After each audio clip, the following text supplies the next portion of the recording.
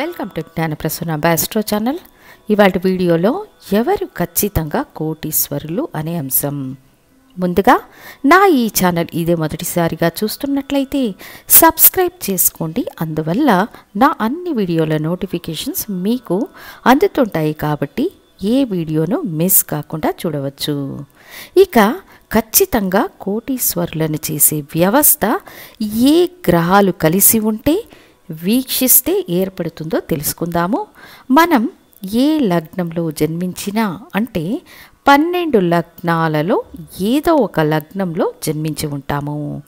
లగ్నానికి 2వ స్థానాధిపతి 11వ స్థానాధిపతి అనే గ్రహాలు పంచమ స్థానం అనే 5వ స్థానంలోనో భాగ్యస్థానం అనే 9వ స్థానంలోనో కలిసి ఉండడం, స్థానమిచ్చిన అధిపతి ఏదైనా ఒక విధంగా స్వంత రాశి ఉచ్చస్థానం అనే బలాన్ని కలిగి ఉంటే వీళ్ళు నిశ్చయంగా కోటీశ్వరులు అని చెప్పవచ్చు. వీళ్ళ జీవిత కాలంలో ఒక ఉన్నత అంతస్తుకు చేరుకోవడం ఖాయం. ఈ విధిని మరొకసారి తెలియజేస్తున్నాను. మీ లగ్నానికి 2వ స్థానాధిపతి 11వ స్థానాధిపతి కలిసి 5వ స్థానంలోనో 9వ స్థానంలోనో ఉండడం, వీళ్లకు స్థానమిచ్చిన అధిపతి స్వంత రాశిలో కానీ ఉచ్చస్థానంలో కానీ ఉంటే ఖచ్చితంగా మీరు కోటీశ్వరులు అవుతారు. మీ స్వంత ప్రయత్నాల ద్వారా గొప్ప ఆస్తులను సేకరిస్తారు. మీ కృషి, శ్రమ, బుద్ధి చాతుర్యం వల్లనే కోటీశ్వరులుగా ఎదుగుతారు. పూర్వీకుల ద్వారా వచ్చిన ఆస్తుల వల్ల కాదు అనే పాయింట్ గుర్తుంచుకోవాలి. సాధారణ స్థితిలో జన్మించి మీ విద్య వల్ల, స్వంత కృషి వల్ల, కఠిన శ్రమ వల్ల, ఉద్యోగం వల్ల, వ్యాపారం వల్ల ఇది జరుగుతుందనేది ముఖ్యమైన పాయింట్. ఇప్పుడు ఒక ఉదాహరణ చూద్దాము. ఒక కన్యా లగ్న జాతకం. వీళ్లకు 2వ స్థానాధిపతిగా శుక్రుడు, 11వ స్థానాధిపతిగా చంద్రుడు వస్తారు. ఈ ఇద్దరూ కలిసి పంచమ స్థానమనే మకరంలోనో 9వ స్థానమనే వృషభంలోనూ ఉండి పంచమ స్థానానికి అధిపతి అయిన శని భగవానుడు లేదా 9వ స్థానాధిపతి అయిన శుక్ర భగవానుడు వాళ్ళ స్వంత రాసుల్లోనూ ఉచ్చస్థానంలోనూ ఉన్నారంటే జాతకుడు నిశ్చయంగా కోటీశ్వరుడుగా తన స్వంత ప్రయత్నాల వల్ల, కఠిన శ్రమ వల్ల ఉన్నత అంతస్తును పొందుతారు. 2వ స్థానాధిపతి 11వ స్థానాధిపతులు ముఖ్యంగా ధనాన్ని, లాభాన్ని తీర్మానించేవారు. ఇవి అనుభవించే భాగ్యానికి సపోర్ట్ చేసే స్థానాలు పూర్వపుణ్యస్థానం అనే పంచమ స్థానం, 9వ స్థానం అనే భాగ్యస్థానం. ఇక 12 లగ్నాలకు 2, 11 స్థానాధిపతులు ఎవరు, వీళ్ళు కలిసి ఏ స్థానంలో ఉంటే ఈ యోగం ఏర్పడుతుంది అని క్లుప్తంగా తెలుసుకుందాము. మేషలగ్న జాతకులకు 2వ స్థానాధిపతి 11వ స్థానాధిపతి శుక్ర శనులు. వీళ్ళిద్దరూ కలిసి పంచమ స్థానమైన సింహంలోనో 9వ స్థానమైన ధనుస్సులోనూ ఉండి ఆ స్థానాలకు అధిపతులైన రవి, గురువులు స్వంత రాశిలోనూ ఉచ్చస్థానంలోనూ ఉంటే ఖచ్చితంగా వీళ్ళు కోటీశ్వరులుగా ఉంటారు. వృషభ లగ్న జాతకులకు 2వ స్థానాధిపతి బుధుడు, 11వ స్థానాధిపతి గురు భగవానుడు.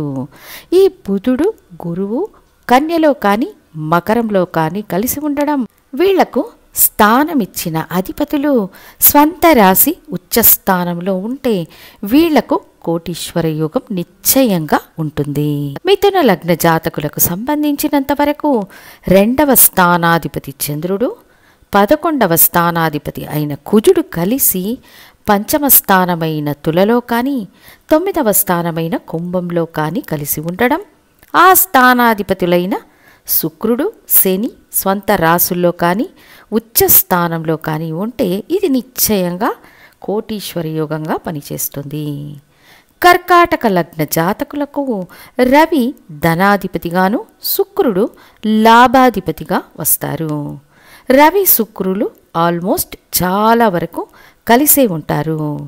వీళ్ళు ఉండవలసిన స్థానాలు మీనంలో శుక్రుడు ఉచ్చం అయ్యే స్థానంలో కలిసి ఉండి, గురువు స్వంత రాశి ఉచ్చస్థానం అనే స్థితిలో ఉన్నా, అదేవిధంగా వృశ్చికంలో వీళ్ళిద్దరూ కలిసి ఉన్నప్పుడు ఆ స్థానాధిపతి కుజుడు స్వంత రాశి ఉచ్చస్థానం అనే స్థితిలో ఉంటే ఖచ్చితంగా కోటీశ్వర యోగం సహాయం చేస్తుంది. సింహలగ్న జాతకులకు 2కు 11వ స్థానానికి బుధుడు అధిపతిగా వస్తారు. అప్పుడు బుధుడు ధనుస్సులో కానీ మేషంలో కానీ ఉండి ఆ స్థానాధిపతులైన గురువు కుజుడు స్వంత రాశి ఉచ్చస్థానం అనే స్థితిలో ఉంటే అతి గొప్ప కోటీశ్వర యోగం పనిచేస్తుంది. ఒక కన్యాలగ్న జాతకులకు 2, 11 స్థానాలకు అధిపతులు శుక్రుడు చంద్రుడు. వీళ్ళిద్దరూ కలిసి పంచమ స్థానమైన మకరంలో ఉన్నప్పుడు ఆ స్థానాధిపతి శని భగవానుడు స్వంత రాశి లేదా ఉచ్చస్థానంలో ఉండడం, 9వ స్థానమైన వృషభంలో ఉన్నప్పుడు ఆటోమేటిక్గా ఆ స్థానాధిపతి శుక్రుడు స్వంత రాశి అనే బలాన్ని పొంది ఉంటారు. కాబట్టి ఈ యోగం నిశ్చయంగా పనిచేస్తుంది. తులాలగ్న జాతకులకు రవి కుజులు 2, 11 స్థానాధిపతులు. వీళ్ళు కలిసి 9వ స్థానమైన మిథునంలో ఉండి ఆ స్థానాధిపతి బుధుడు బలంగా ఉన్నా, పంచమ స్థానంలో ఉన్నప్పుడు ఆ స్థానాధిపతి శని బలంగా ఉన్నా గొప్ప కోటీశ్వర యోగాన్ని పొందుతారు. వృశ్చిక లగ్న జాతకులకు 2, 11 స్థానాలకు అధిపతులు గురువు బుధుడు. వీళ్ళు పంచమ స్థానంలోనూ 9వ స్థానంలోనూ కలిసి ఉండి ఆ స్థానాధిపతులైన గురువు చంద్రుడు స్వంత రాసుల్లో ఉచ్చ స్థానంలో ఉన్నారంటే కోటీశ్వర యోగం యాక్టివేట్ అవుతుంది. ధనుసు లగ్న జాతకులకు 2వ స్థానాధిపతి శని భగవానుడు, 11వ స్థానాధిపతి శుక్రుడు. వీళ్ళిద్దరూ కలిసి పంచమ స్థానమైన మేషంలో ఉన్నప్పుడు ఉచ్చ రవితో కలిసి ఉన్నా, కుజుడితో కలిసి ఉన్నా, కుజుడు ఉచ్చం పొందినా ఈ యోగం యాక్టివేట్ అవుతుంది. ఇక 9వ స్థానంలో వీళ్ళ కలయిక ఉన్నప్పుడు రవితో కలిసి ఉంటే కోటీశ్వర యోగం యాక్టివేట్ అవుతుంది. మకర లగ్న జాతకులకు 2వ స్థానాధిపతి శని భగవానుడు, 11వ స్థానాధిపతి కుజుడు.